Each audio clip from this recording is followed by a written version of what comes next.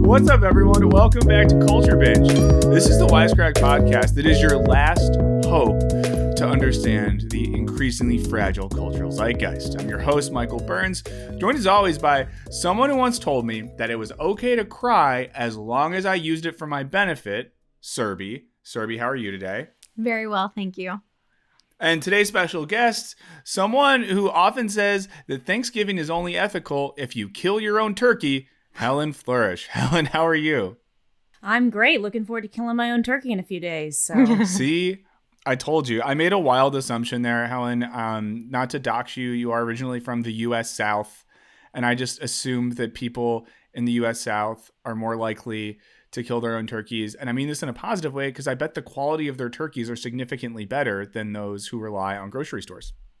Totally. We use all the parts, you know, it's low waste, sustainable way of going about your life. So kill your own turkeys, folks.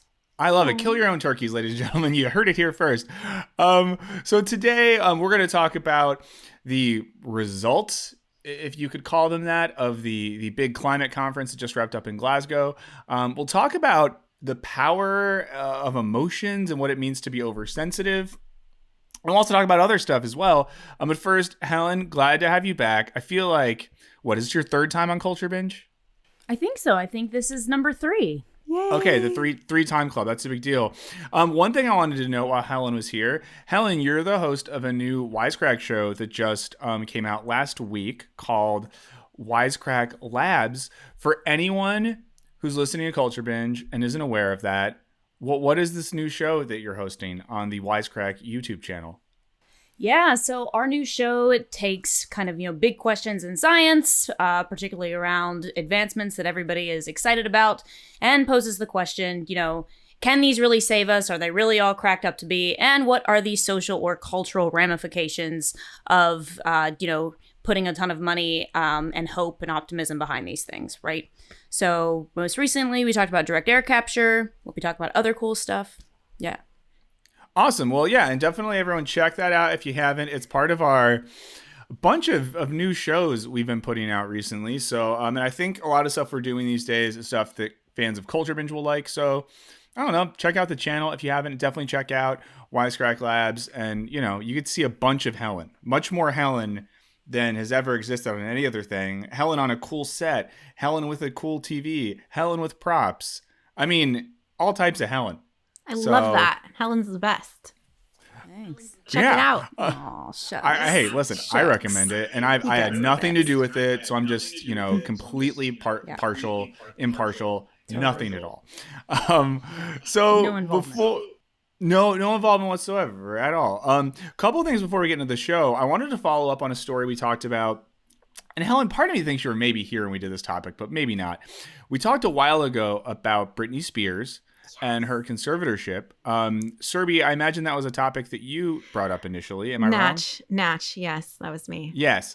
Well, Britney's free now. So I felt like we had to update on that. She's an adult now with rights to her own life and money and things like that. Were you excited, Surbhi, to see that Britney was free?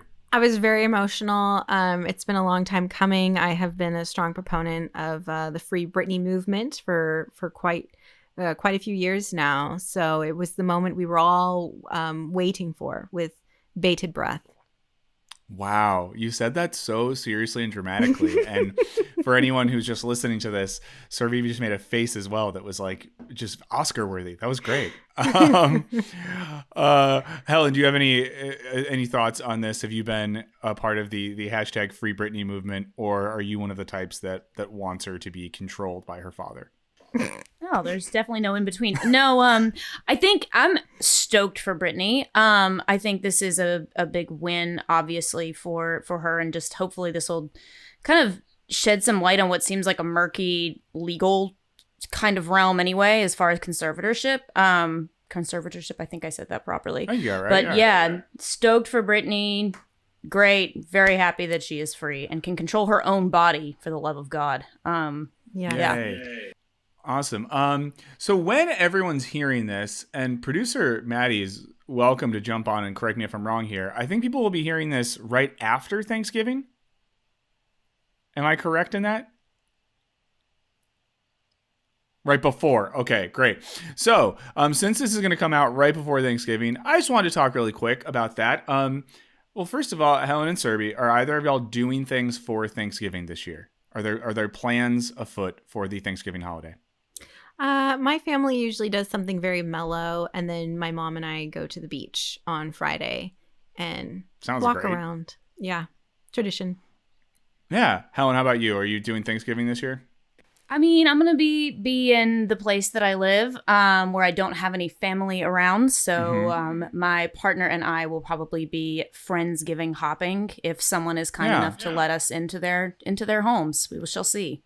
Well, yeah, I mean, fingers crossed for y'all. I know it's a weird one because, last year Thanksgiving came in a period where reality was very grim. And I know most people weren't going out and about and traveling. Like this Thanksgiving is the first one back where stuff's happening.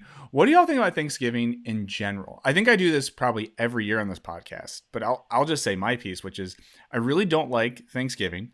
And the reason I don't like it, if anyone thinks like, oh, he's about to be some woke scolding person who yells at us about colonization. No, not at all. The food is just really bad. No one innovates it. We don't take seriously that some of the main elements of Thanksgiving meals are flavorless. And until culture as a whole is willing to, value culinary innovation as a part of the Thanksgiving process, I want nothing to do with it. And that's my stance on Thanksgiving. Yeah, I agree with that. It kind of like reminds me of like the sort of food, like how food will taste when I'm like old and my taste buds have sort of died and like decaying, like everything is mushy. Everything looks brown. I'm not a huge fan, which is why my family we're not like super Thanksgiving people. Yeah. I mean, I like the idea of gathering together, but the food, bad. Helen, what are your thoughts? No, I'm actually with you guys. I mean, I could sit here and say that, no, I love stovetop stuffing. I eat it every week. But the reality is that Thanksgiving food is effectively nursing home food, right? Yes. And that was sort of, it is kind of a reminder of the grim things to come if you sit and think about it long enough. And the grim things that were, too. So, just saying. I don't know if it's a real holiday. So I just encourage everyone, if you're in a position this year, and listen, you're hearing this right before. So maybe you hear this, you already have a plan. If you have 24 hours, I just encourage you, innovate. Think about a new way to do things. Last year, when it was very much in lockdown mode, I did some slow cooked turkey legs that I did like a turkey barbacoa with. So I used a bunch of like Mexican spices and stuff. And then I made this habanero cranberry relish that was kind of like a cranberry salsa with a lot of heat in it. And actually the heat goes really well with the tartness. And we made these turkey barbacoa tacos on corn tortillas, which corn is sometimes a part of the Thanksgiving meal. There's just a lot you could do there. And sweet potatoes, a big part of Thanksgiving. Well, sweet potatoes are used in really good ways in a lot of Southeast Asian cuisine, in Mexican cuisine. There's so many fun things you do with sweet potatoes. So I think it's just about thinking about the elements that are already there and how can you repurpose those to do something that's actually delicious, and ask yourself, like, where can we put spices? Where can we put herbs? Where can we put things that have actual flavor here, Because the global colonial project purported by America and the rest of the West, where a lot of bad things happen, if we're not at least going to enjoy the fact that much of these horrible things happen for the sake of getting spices and flavors onto our tables, then what are we doing here? I'm not trying to say that the colonial project was worth it or good, but like you can go to the store and get a adobo powder or different types of curries, all types of Mexican chilies, Thai chilies. Use these things. Just use them. Okay, I'll stop. But I care about this. I do this every year. And now I'm done with that again. Now, something I like more than Thanksgiving is when people like, subscribe, and review Culture Binge. So as always, just a reminder, if you enjoy listening to this podcast, please like it on whatever app or podcast platform you use. Subscribe if you can, and leave a review. And leave a fun review, and we'll read it. Like we always say, tell us what we are. Tell us what we would be if we were on a Thanksgiving table. What Thanksgiving item would we be? I don't know. Do something fun like that, okay? But before we get into our main topics, we got to do the thing that we always got to do, which is slaps and chaps. I don't even really know what I'm going to really just be pretty organic when we get into this. It's going to be like jazz slaps and chaps. But Surbhi, as always, we're starting with you, the queen of the slaps and chaps. What do you got for us this time? So my slap is that I'm feeling very, very happy these days. And there's a lot that I have to look forward to next year, both professionally and personally. And I'm just generally feeling pleased as punch. Pleased as punch? Yeah. Sorry, I love that. With Chaps is that my super old Kindle Fire tablet no longer works, so I need to get a new one. So if anyone has a recommendation, please let me know. I'm looking for like a Kindle, not like an iPad situation. Okay. Recommend that Kindle. Helen, how about yourself? What are your slaps and chaps? Oh man, this is going to be pretty organic for me too. All right. So slaps, I think, what is slapping these days? Slaps is Wisecrack Labs came out. It's first run of that. Looking forward to doing more cool stuff. Yeah. With chaps, I mean, honestly, I got one. Actually, the air quality in the place that I live has been pretty terrible. It's finally eased up, but, not being able to breathe for, a few days was pretty rough. Not good. So, it's just a reminder of, you get that kind of break. It's like, oh, everything's fine, right? The air seems like it's really clearing out. And then nope. In fact, we are slowly suffocating, so. Wow, that's good. I don't even know what slaps. It's like, what is good in this world anymore? Like what is worth caring about? Okay, I'll do this. Okay, my slap is probably something I've slapped before or has been a slap before. I haven't slapped it. That implies physical violence. We have a new season of Curb Your Enthusiasm on right now. It's really good. Once again, if you've listened to this podcast with some regularity over the years, you know that I hate Thanksgiving and I love Larry David. So, very good season. They're doing some very fun things with it. And I just think that in this era where people like to fight or complain about like, oh, we can't even do comedy anymore, or woke people are ruining comedy, we can't be funny.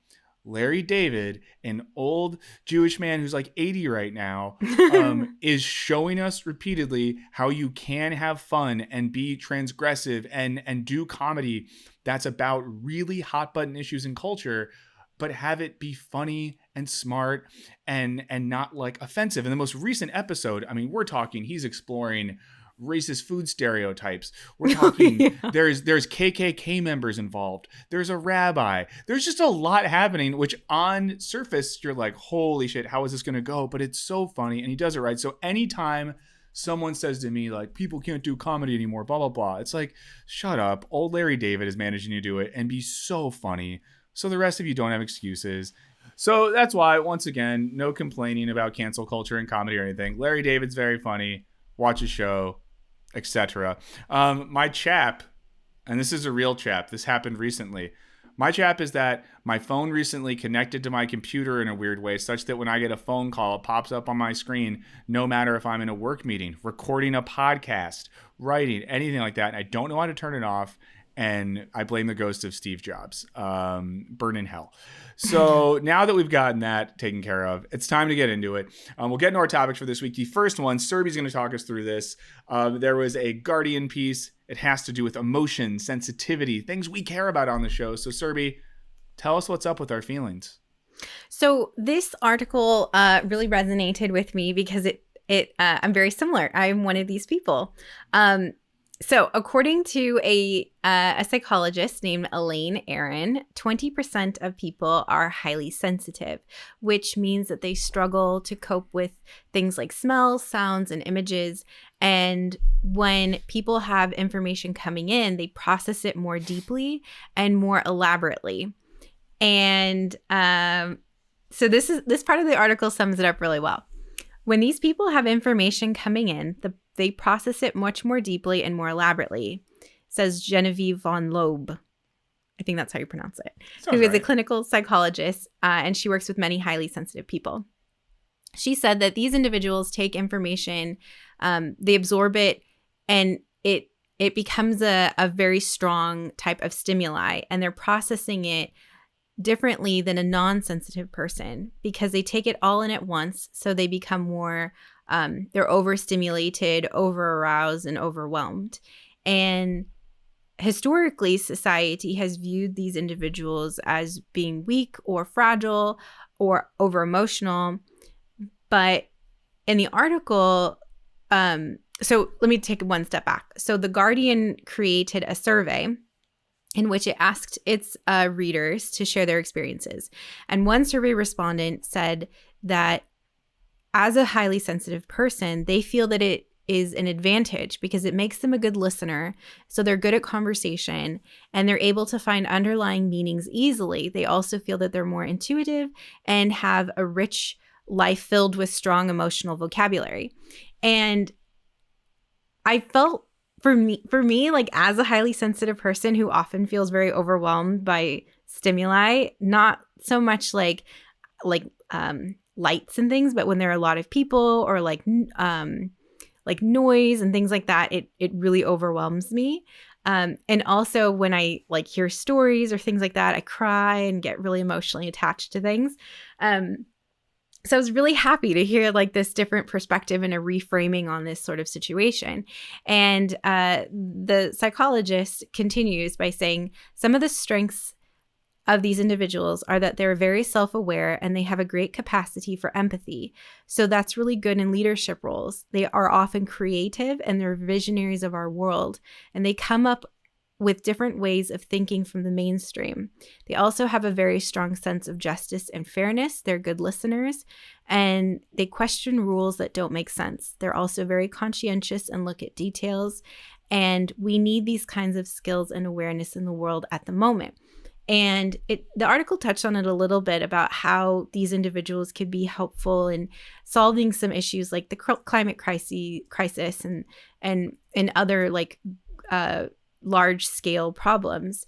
And one of the reasons is that they can use their passion and intuitive knowledge and self-awareness to create innovative solutions to complex problems. So, I mean, this really just reinforced that I'm amazing. So the one thing that I thought that oh gosh, is this a weakness? Like, I'm really happy to know that no, this is another strength. So feeling very, very humbled by all of this. But I'm very, you seem very humbled right now.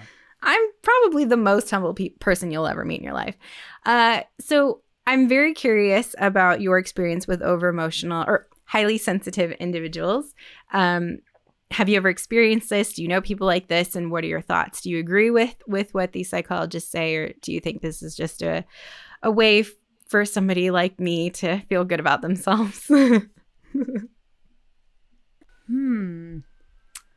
mean, it's funny. Until I read this article, I always thought I was just anxious, that was my issue. Like, I thought it was like, oh, the reason that I missed the end of Endgame because I started having a panic attack because I was so, like, freaked out by all of the, sound and stimuli. I thought maybe that was just something that was, like, wrong with me, right? And I was like, oh, wait a second. Maybe this is like a class of people who are like this, right? So I was very, this was kind of an exciting find to learn about this thing.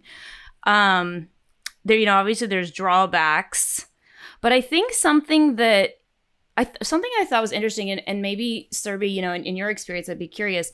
I think as a person who is either highly sensitive or borderline sensitive, I find that I have kind of a rather large capacity for getting excited for other people.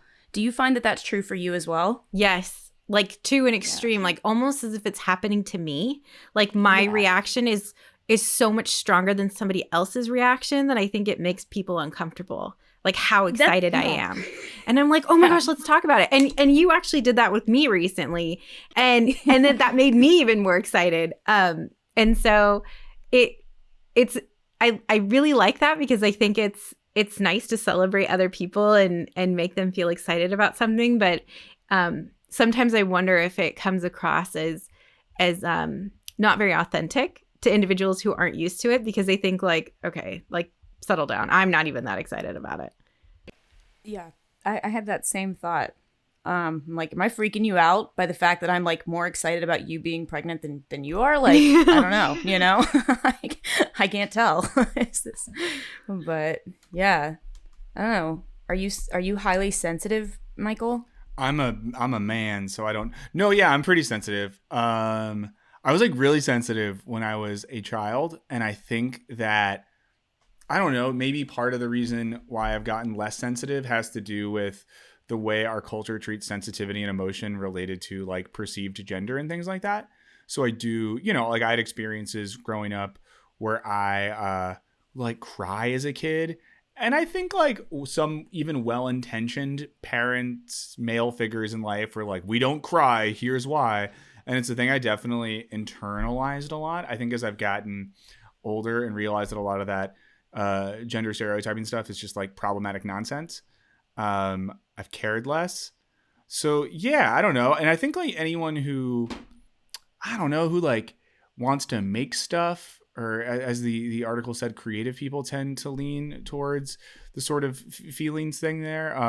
The one thing I don't relate to though is the sensual sensitivity, the idea of being overwhelmed by things.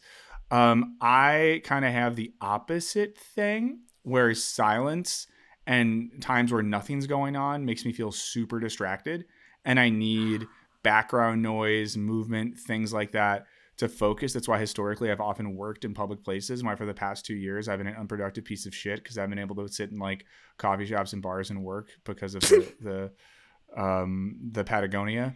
So yeah, but I think one thing I thought was interesting is like the way, and Surbhi, you quoted some of the stuff from the article where it talks about, how the world needs more people like this that have that level of sensitivity, empathy, attention to detail, ability to care. And in a sense, like, sure, if those people were all in charge, that would be great. But then I do wonder if those people also fundamentally will never be in charge because of those things.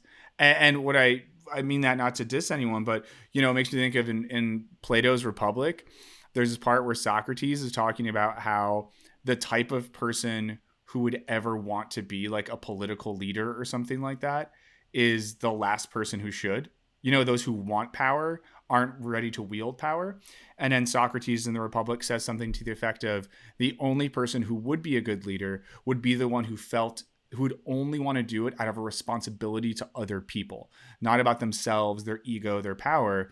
And when you were talking about that before, Surbhi, I was like, flashing to political leaders, CEOs, the people that are in charge of the world. And it's like many of these people do not seem oversensitive. No, not at all.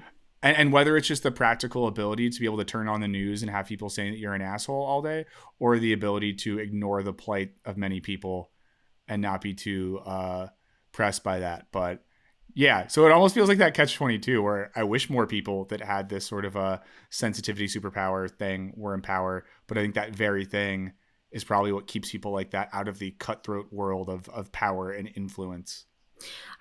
That's a really great point. I want to share an example from my personal life about somebody who is highly sensitive, who is in a very high leadership role in an organization, and she struggles a lot with it because she's so kind and loving and empathetic to everyone. Everybody loves her, but she is just not cut out for the corporate world. She's not cut out to collaborate with people who are not like her. So she's always the person who's like getting stabbed in the back and taken advantage of. And I think that it like reinforces that feeling of failure, or she's over emotional and things like that.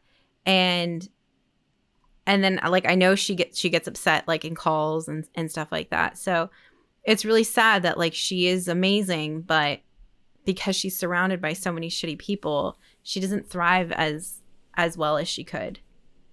Yeah, it's like when I got scammed 2 Thanksgivings ago, the last Thanksgiving that I actually went back to Chicago to be with family. I was walking down the street and this woman was crying, and I asked if she was okay. And she told me about this like problem she was having with her car and how she needed money for a taxi and blah, blah, blah. And then I just like did it. I just like paid for this woman to get a taxi. And then she was like, I'm going to pay you back. Let's exchange numbers. And I was like, this seems real. But then I realized it was a scam. And then I started texting her and she said all this really crazy stuff to me that involved her like her husband being a criminal who would get me. But Yeah, it was wild. And so we'll say that I can tell that whole story sometime. It was one of the Why did wildest she nights of give my you life. her real number? That's why I didn't think it was a scammer, because it's like, why are you? And she like literally was like, no, this is my number. Like, here, I'll text you right now so you know it's me. And I was like, okay, like this is a thing someone would do if they really were in a rough situation. Yeah. They really needed help, but they like really wanted you to know, like, hey, I'm legit. But as soon as I explained what had just happened to a friend that was in the bar I was meeting them at, they were like, Burns, you definitely just got scammed. So then I was like, no, I'm going to text her right now and I'll show you I wasn't scammed. And one of the first texts she sent back, I couldn't say what she said on this podcast because we would probably get taken off the iTunes store. It was so insane. I'll tell you all off air. All that to say is situations like that, right? Ever since then, I've been less likely to like engage with or try to help strangers, which I hate. Like, I hate that hardened me. And thinking of the person you referenced before, Surbhi, there is that fear, right? That people that have that level of empathy, sensitivity, all that sort of stuff are more likely to get screwed over in life, which sucks. Mm-hmm. So I just wouldn't help a stranger because I'm afraid of strangers. So that's the difference. Like, you've been scammed, so you've been conditioned that way. I'm just terrified of somebody I don't know speaking to me. Oh, yeah.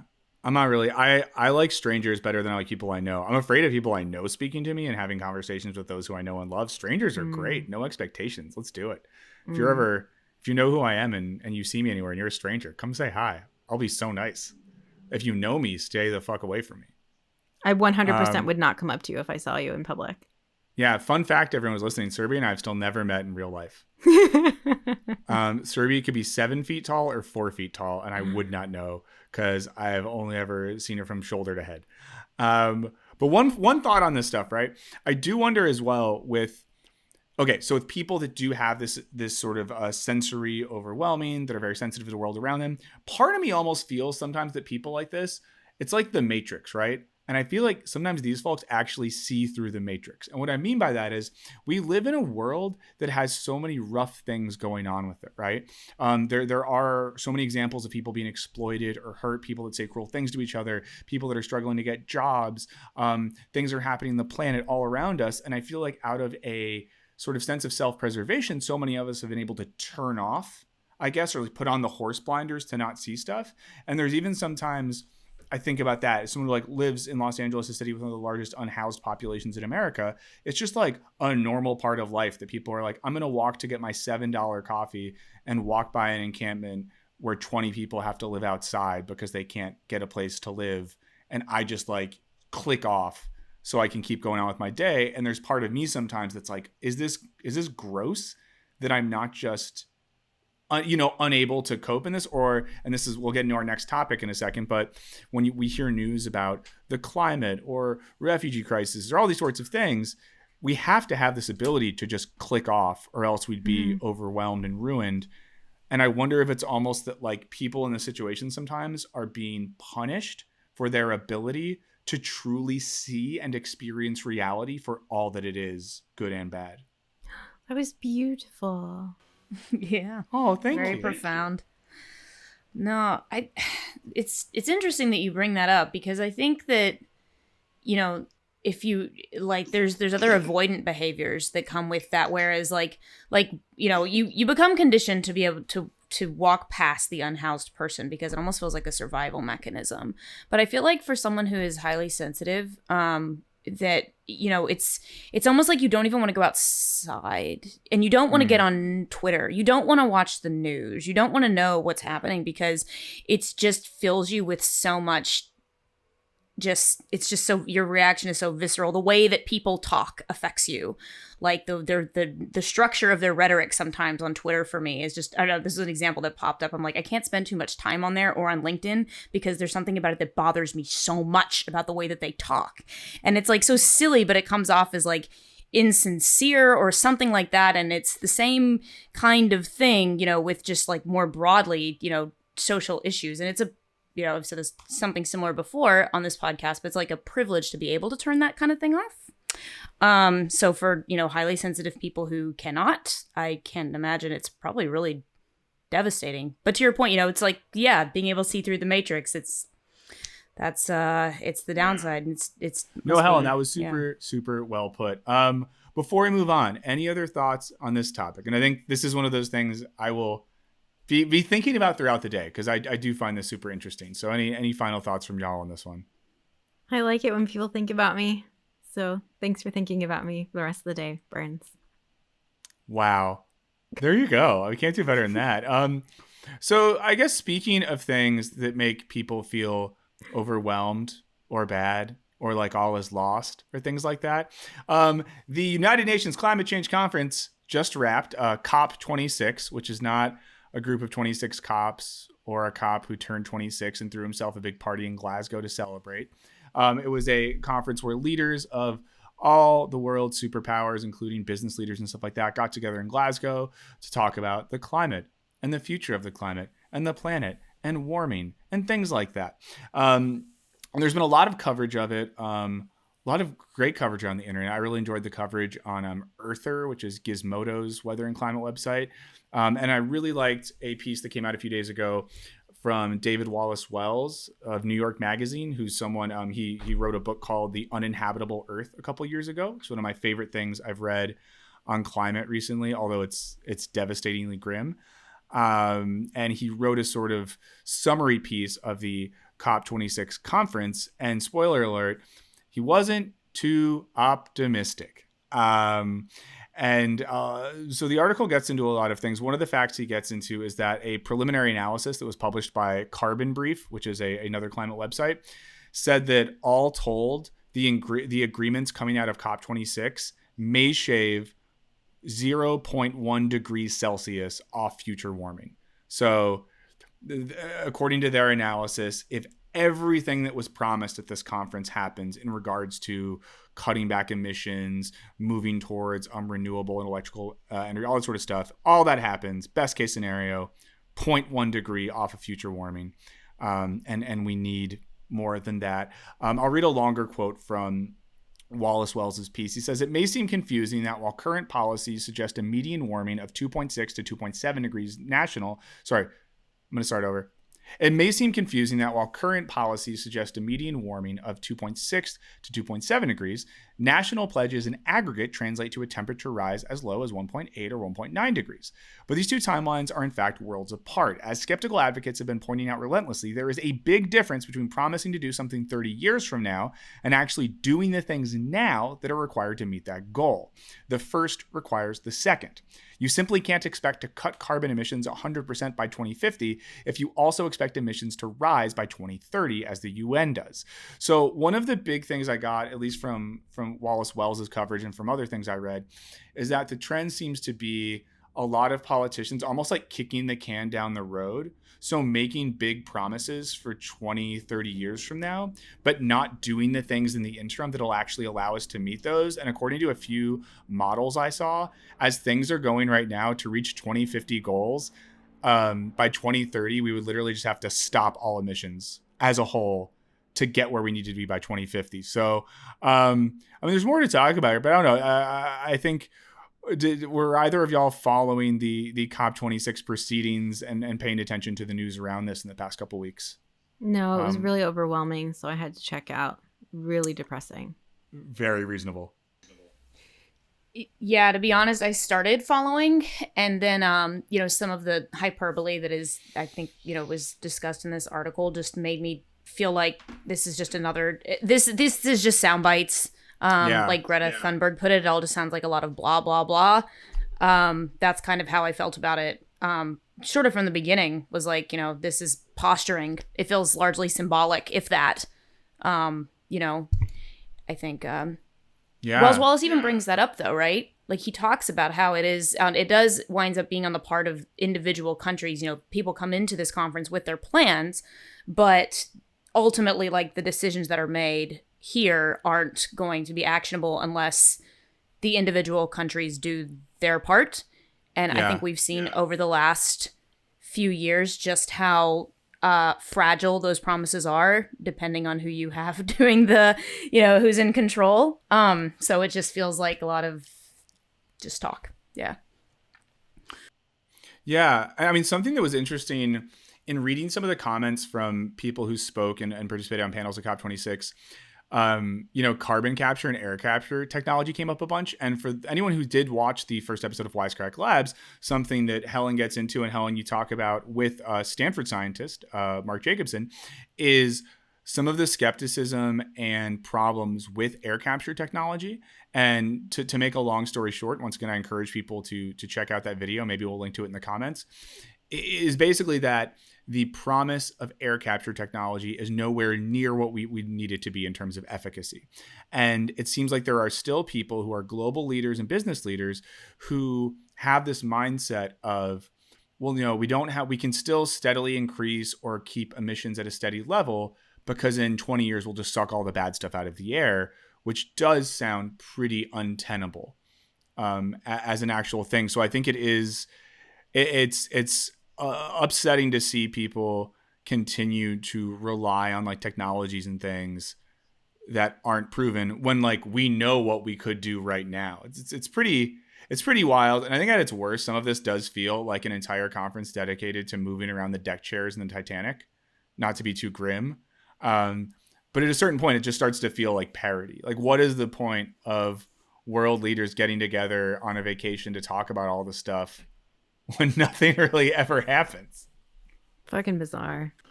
Yeah, it feels like a big photo op. I was trying to understand, and this is just me being a little bit ignorant, also just not being able to find a straight answer, but what would be an optimal solution coming out of the COP26? Like, what would be, or not optimal solution, I'm sorry, but like an optimal result, right? Like, because what is the ultimate goal of this conference? Well, I know that for some activists, at least, like the goal for something like this would be an end to like fossil fuel drilling. Like literally governments, at least in America, ending drilling and putting really harsh mandates on shifting towards renewables and, massive investment in projects to do that. And we get nothing of the sort. I think that the ideal scenario is something where everyone gets together and they're basically like, guys, we're really fucked and we need to radically rethink how we operate as society. And of course, the problem too is you need everyone in, or at least like all the global superpowers have to be in. I know India did commit to like a net zero thing, which was a big move in that way. I know that America and China had some productive conversations, but it just seems like this isn't a matter of policy and diplomacy at this point. It's a matter of desperately figuring out what everyone could do to ensure the future of human civilization. Right. Yeah, I guess it just seems like that kind of an expectation for something like this, a week or how long has the conference been going? I think it was like 2 weeks or 12 days. 2 weeks. Yeah, 12 days. It just seems like for agreements to come out of, again, it feels largely symbolic, right? Like for some kind of like true, actionable, goals to come out of something like this. I'm just ultra cynical about even about the United Nations. Like, it's like, can we really, hope for some kind of a cooperation at that level that's really actually something that's going to make a change? And I'm just feel like... Well, there's another anecdote from the Wallace Wells piece I wanted to look at, which I think gets what we're talking about. So he says in this article, he says, blah, blah, blah. It echoes a remark made by Jason Bordoff, a former advisor to Obama and now head of Columbia University's new climate school, in an interview from Glasgow with the London Review of Books podcast Talking Politics. When asked by David Runciman what factors seem to be most responsible for shifts in corporate and investor attitudes around climate issues, Bordoff answered bluntly that more than warming itself or the financial risk it brings, it was fear of social mobilization and public pressure changing the landscape of private power. So, I mean, this is someone who was climate advisor to Obama, who heads up Columbia University's climate school, honestly saying that the factor that people care about the most is the landscape of private power and the possibility of social mobilization changing the landscape of private power, which is in one sense super scary that matters more to these people than anything else, the loss of their private power, but also does show that sort of public pressure and mobilization can have an effect of lighting a fire under some folks' asses. This is all very Totally. depressing. It is. It's very depressing. I mean, this is another, not to be all self-referential, but in one of the videos we did at Wisecrack during the last season of Rick and Morty, we talked about I think it was episode 2 or 3 of the season, had this character Planetina who does climate terrorism. And in the video, we talked about this book by a Norwegian, I think like sociologist and eco-socialist, Andreas Malm, who wrote this book called How to Blow Up a Pipeline, which isn't literally telling you how to blow up a pipeline. But one of his arguments in the book is any climate activism that has a chance of actually making a difference has to be willing to at least threaten to destroy property. Now, he never calls for like the loss of life or anything like that in the book. He doesn't want people to kill people. But he's like, if someone has to blow up a pipeline or like, you know, ruin some equipment to save the planet, then like, fuck it, why not? And there was a very interesting New Yorker podcast about a month ago where Andreas Malm got interviewed by David Remnick. And it was very interesting to hear the New Yorker crowd just be horrified at the idea that someone would like destroy equipment, like just horrified. And Andreas Malm just being like, I'm very confused because I'm talking about saving millions of lives. And you guys are really mad that I say maybe we could fuck up some equipment made by ExxonMobil. And to me, it was like the ultimate picture of like why things are so fucked or where this divide is. That on one side, it's like, hey, let's break some shit if it's going to save humanity. And on this other side of kind of, you know, upper crust American liberalism, the thought of like breaking machines is so horrifying. Like property violence is just the worst thing you could do. Yeah. Surbhi, you look happy. It's just all very depressing. Like when I hear things like this, like we could do everything at the conference and it'll still like make no difference. It just makes me really sad and like afraid of what's going to happen in the future. Yeah. I mean, I don't want to misuse a term that gets used to describe really important scenarios, but it feels like a kind of collective gaslighting from a lot of like politicians and leaders that we just keep getting told that everything's okay when we know that it's not, like scientifically. Like it's not hard to realize just on the basis of like projected numbers that things aren't fine. But then we're kind of told like, oh, don't worry, guys, we got it under control. Yeah, this to touch back to the last topic. Situations like this are just like, why it's scary to care. You know, it makes you feel so vulnerable to actively read and learn about this sort of stuff because it's like, well, I feel powerless. Does me learning about this help anything? Maybe it's best just to tap out and enjoy our lives until we drown. Maybe so. Although I will say that this Bordoff quote does kind of suggest that there's a bit of maybe that there's some hope, if only because nobody wants to be dragged on Twitter. And I mean that like kind of metaphorically, right? The sense that I think it's interesting, the fear of social mobilization and public pressure being what changes the landscape of it. I mean, I don't know. It just seems like perhaps there is the recognition that like, look, there is power in, you know, the collective kind of coming together and saying we're not going to take this anymore.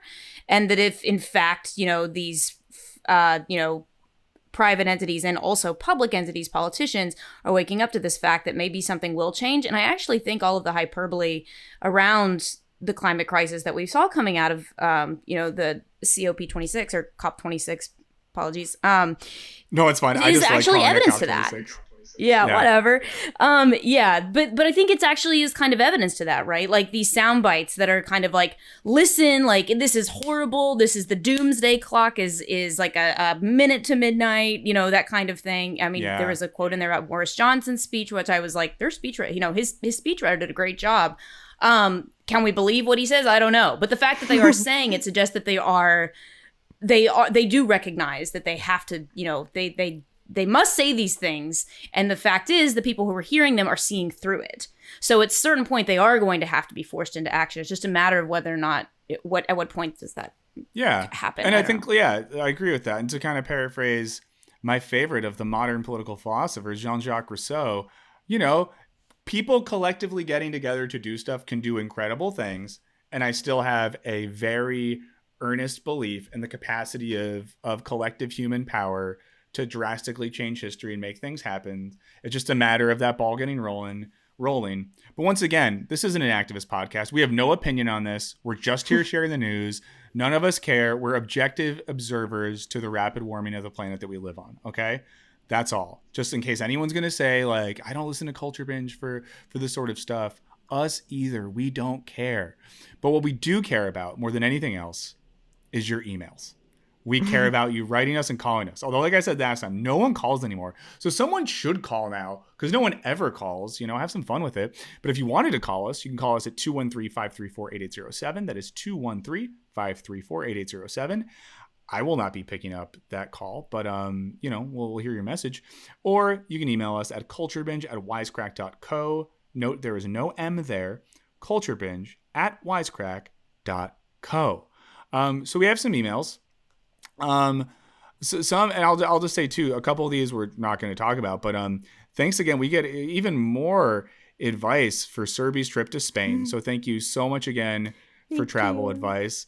I'll say at the top as well, our friend Danny wrote me like a really nice email about marriage advice. And I very, very much like this. I mean, even I'll just read like one part. He said, you know, another useful bit of advice I can give you is that anytime you're going to make a decision, big, small, whether it's to talk about something, do something, purchase something, whatever, take a quick second to consider if it could affect your partner in any way. Wow. There's a lot of good stuff here. I really appreciate it. I will say that at the end of this gorgeous email where Danny takes things he's learned from his marriage to impart wisdom to me, he also says, I hope Surbhi gets the docking down of a lifetime in Spain. So it was just the most incredible like the two things, like this beautiful, insightful, sweet email, and you can just tell like he's such a good person. And then at the end, I was dying. That was so good. Yeah. It's just like, Michael, have a marriage full of love, compassion, and wonder. Surbhi, get the dick of a lifetime. Yeah. I was like, yes. But also, I like that, though. I really love the photo that you attached of Yes. the wedding from last year. Your Amazing. wife's dress is beautiful. I love the lace detailing on the sleeves. Yeah. So one of those quick, a couple longer emails that we'll talk about. So this is from Eric, and this is about our discussion of the University of Austin from last time. Just want to note as well, since we put out that episode, like half of the people involved on the board have all recused themselves. So things are going well. But Eric so said, powerful. I really like your discussion of the University of Austin. Got me thinking on what caused its conception. Namely, I found myself thinking of it as a gross, ingenuous reaction to cancel culture. I do believe that cancel culture has become a problem in our society and college campuses. The Bulwark published an article last year about a Skidmore College faculty member who faced a social media campaign for the college to fire him because he attended a Blue Lives Matter rally. He linked to the article. Thanks for citing your sources. Given that he only attended the event, wasn't involved in its production, the students' reaction to get him fired was overblown. This is just one example.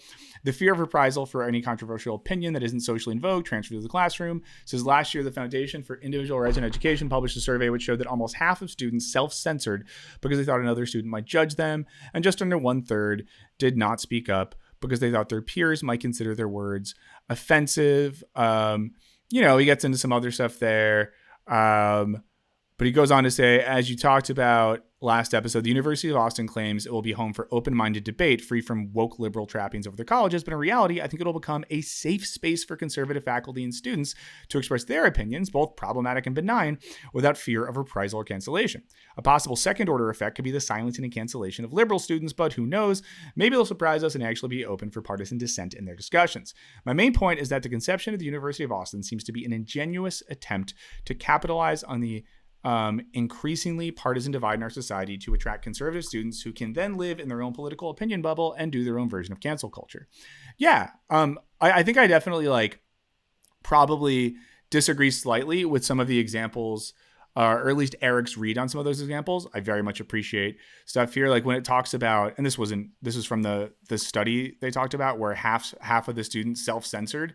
I'd be very curious to see out of those students, how much of it was censoring, academic or intellectual opinions, and how much of it was just not saying stuff like, I'm not trying to be silly here, but let's say a student is like, I don't think trans people deserve the same rights as me. Like, I don't think it's self-censoring to not say that in class. It's just like, you probably recognize internally that you probably shouldn't say that. Maybe there's a reason you shouldn't say that. I don't know. Like, I just think there's interesting lines. Like, if someone believes in like phrenology and they truly think that measuring the skull size of a person can, indicate their intelligence, I don't know if you're being censored by not saying that. You know what I mean?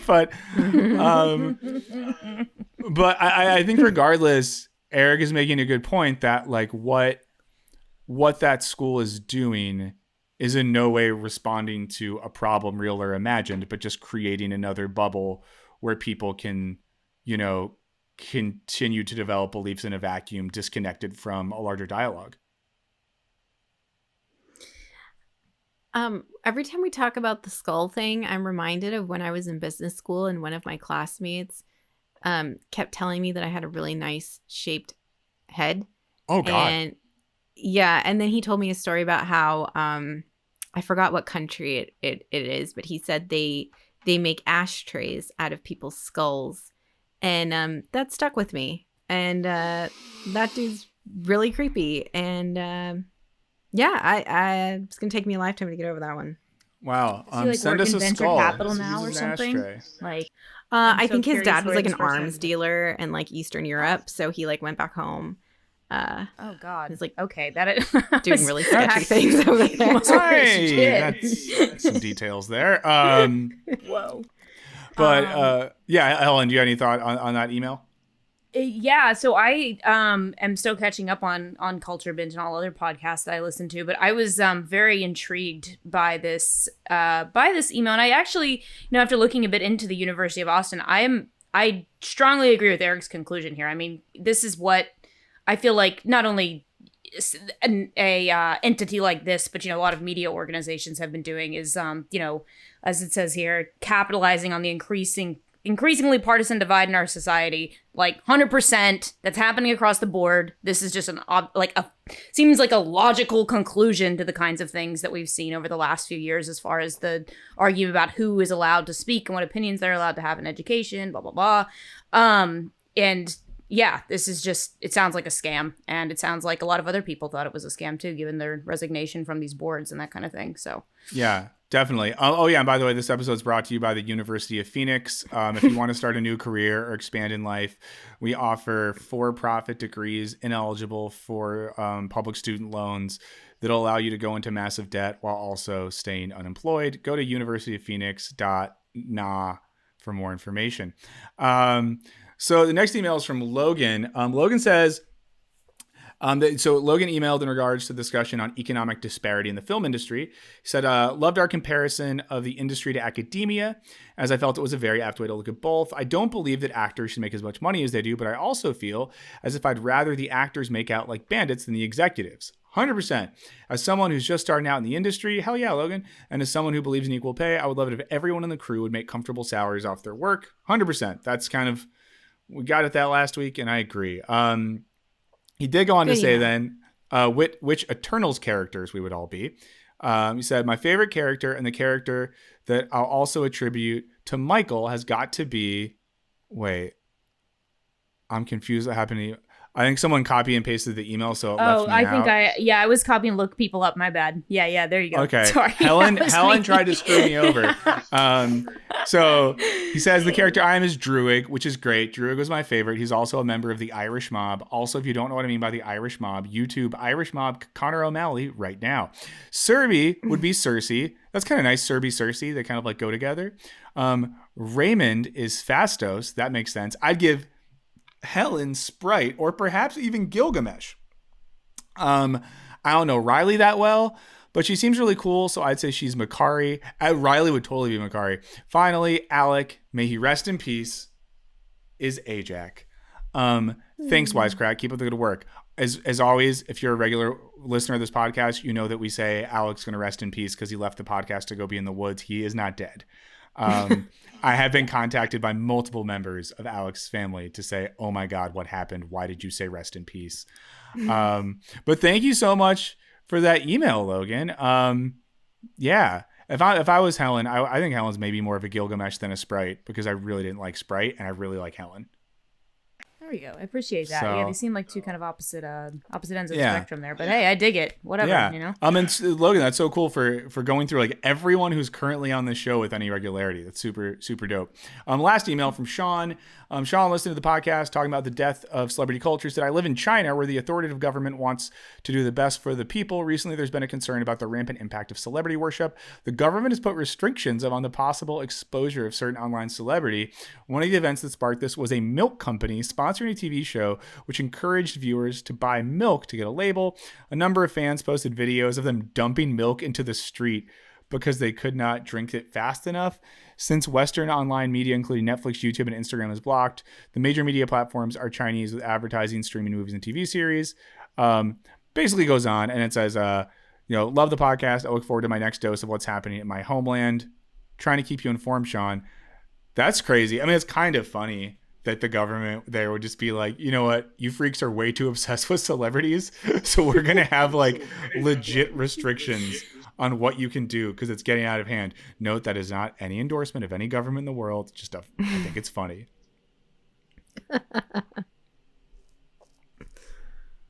Yeah, wait, this is a dumb question.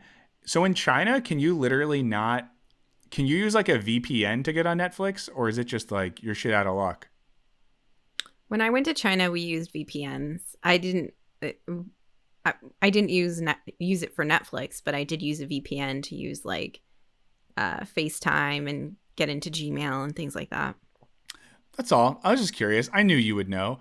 But that is all the emails we have time for today. But once again, we truly love hearing from y'all. And always remember, if you write in and we don't read it, it's not because it wasn't good. Also, I'll say this now. We got a great email from Aoife this week, who's traveling to the Pacific Northwest for the first time. Aoife? Is it Aoife or Aoife? Aoife? I think Aoife. Aoife. Okay, great. Aoife, sorry that I said your name wrong. If you ever see me in person, you can slap me in the face for my mischaracterization of what is a lovely name. None of us are from the Pacific Northwest, but I'll say if any listeners are Pacific Northwest natives and they want to give advice to Aoife, who's coming from Australia to the Northwest on a trip, send it to us and we'll pass it on to her. I think, we can do that. But we are all based in Southern California, which is the deserty, dry side of the West Coast. So are probably not your experts. But we'd love to hear from everyone else about these topics, other topics, advice, inquiries into people's travel and sex lives, whatever you want. So hit us up at culturebinge@wisecrack.co. That's culturebinge@wisecrack.co. Call us at 213-534-8807. That's 213-534-8807. And in the meantime, Helen, where can people find you that's not this podcast or the show Wisecrack Labs? You can find me on Twitter at Helen Flourish or Amazing. on Instagram at Flourish. Oh, sorry. No, I had to think that was about it for a great. second. We got it. Great. Surbhi, same question to you. Where are you located? Where can we find you? On Twitter, it's Surrey Patel 22. Awesome. And I'm Michael O'Burns on Twitter, Michael O'Burns with underscores around the O's on Instagram. And we will see you soon on Culture Binge. Thanks as always for hanging out. And we'll be back after the turkey holiday. And I only pray that you all do something culinarily adventurous this holiday. You'll thank me for it. Bye. Bye.